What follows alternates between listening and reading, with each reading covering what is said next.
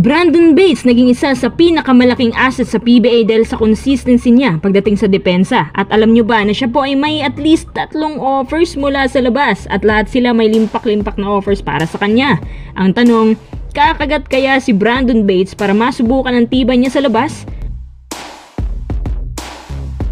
Mga independent teams gusto nang magkaroon ng Nenad Vucinic sa kanilang team dahil nakita daw nila kung gaano kalaki ang progress na nagawa nito para sa Meralco Bulls at mukhang siya na nga ang magiging bagong head coach na nagkatawang konsultan para sa kupunan niya.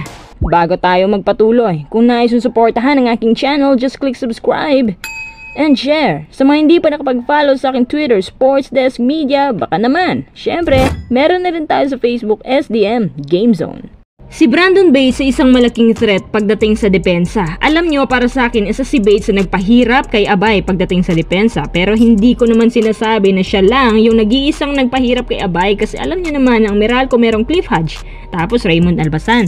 Sa palagay ko din, kung walang Cliff Hodge ang Meralco, hindi pa rin kaya ni Bates na protektahan ang rim ng mag-isa. Buti na lang na ang kasabayan ni Bates sa ilalim isang legit at di hamak na mas matibay pa sa kanya. Pero pagdating naman sa talas ng mataas sa blocks, sure ako na si Bates ang top notcher natin dyan. Mataas ang kalidad ni Bates at kahit sabihin natin na hanggang defense lang kaya ni Bates, pero sa ilalim mo sa poste, kaya niya maging number 1 sa liga. Bukod sa bata pa, mataas ang IQ niya at good timing at good combination ang ginagawa niya.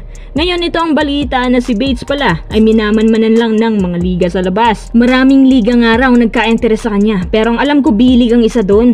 Ang offer ay hindi bumababa sa 1.5 million per month. Wais ba kung papayag siya sa offer? Kung pumayag si Bates, malaking kawalan yan sa Meralco at tiyak ako na mag-iiba ang takbo nila kapag wala na si Bates bilang main man nila. Tapos mapipilayan ang system ni Coach Nenad. Kasi nga yung pinapatakbo nila ngayon, full defense bago opensa. Yun ay kung papayag ba talaga si Bates dyan?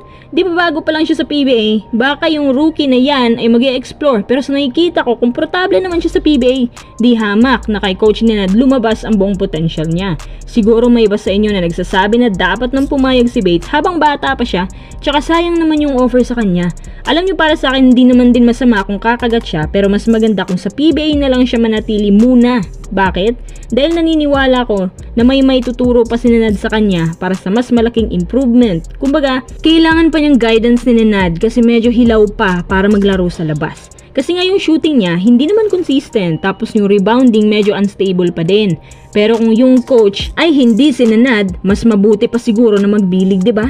Ibang dala ni Nenad sa kanila. Kumbaga, kaya niyang bigyan ng plus 40% ang abilities ng bawat isa at ang mga players pati resulta ng PBA Finals ang magpapatunay niyan.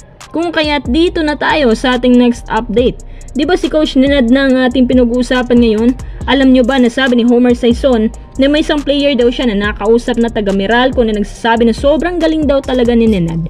At sabi naman ni Homer Sison na parang si Nenad na raw ang pinakamagaling na coach sa PBA. Pero anong sinabi yung player na taga Meralco? Naku, hindi papayag ang PBA niyan. Anong ibig niya sabihin? Baka yan na nga yung balita natin ngayon.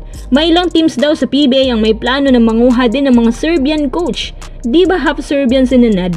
Tsaka narinig ko rin na si Tab Baldwin na raw ang magko-coach sa Converge. Maganda yan. Especially daw ang mga independent teams. Ang may gusto nito na magkaroon naman sila ng Nenad Vucinic na coach. Explain ko lang konti. Sa mga nagtatanong kung bakit consultant lang si Nenad, pero sa papel si Luigi Trillo pa rin pala ang tumatayong coach. Kung titingnan mong mabuti yung PBA Finals, si Luigi Trillo ay literal talaga na tumatayo lang na coach habang yung consultant ang gumagawa ng play, which is hindi naman trabaho talaga na isang consultant. Ganito kasi yan, hindi pwedeng maging head coach si Nenad dahil nga hindi siya nakapangasawa ng Pinay. Ibig sabihin yung eligibility niya hindi pasok sa criteria ng PBA, hindi gaya ni Tim Cone at Norman Black na nakapangasawa ng Pinay. Pero kung consultant na yon ang gumawa ng play sa team, wala namang problema as long as bigyan lang siya ng authority ng mother team.